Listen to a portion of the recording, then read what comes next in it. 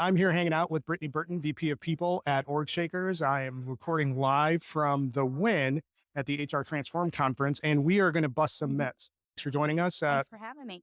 Brittany, tell us a little bit about the work that you do at OrgShakers. OrgShakers does human capital consultancy of all kinds. So my work in particular is typically in the fractional space, anywhere from a founder-led startup of one to a massive global organization going through some type of transformation or a special project, maybe relocating to another country. How did you get involved in that space? I started in corporate HR, worked my way up the ladder, and found an opportunity to establish a new facility for one of those large Fortune 500 corporations. Once I took that role, the rest was history. Folks kept asking if I would come and join their team to do what I had done for the previous employer.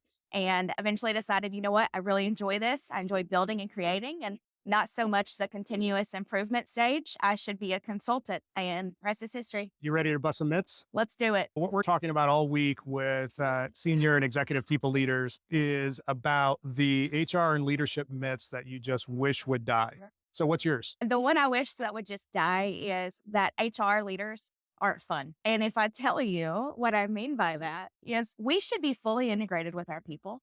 We should be able to know who they are. We should know what they enjoy, what their passions are. Is it their children and their children's sporting events? Do they play in a rock band? And really engaging with our folks and showing who we are in that capacity too. We are people. We are human. We all enjoy having joy and fulfillment.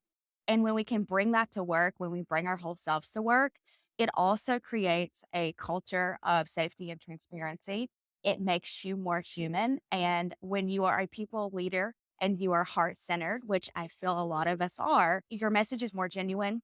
The actions you take in the workplace are way more genuine. So open up, have more fun with your folks, meet your team, learn what they're passionate about, and share that with them too.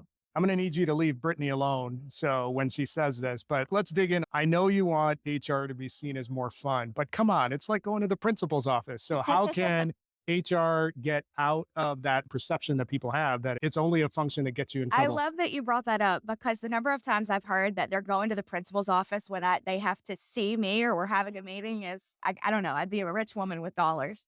Again, it's the human element of what we do. How can we lead the human resources of an organization, but not show humanity, show humility? So get out on the floor, meet your folks, spend time with those teams. My first job in HR, I was required to be out of the office for 2 hours daily, which meant go meet your people, be with your teams, attend meetings, ask if you can join them on a task, learn their role. What are they doing for work?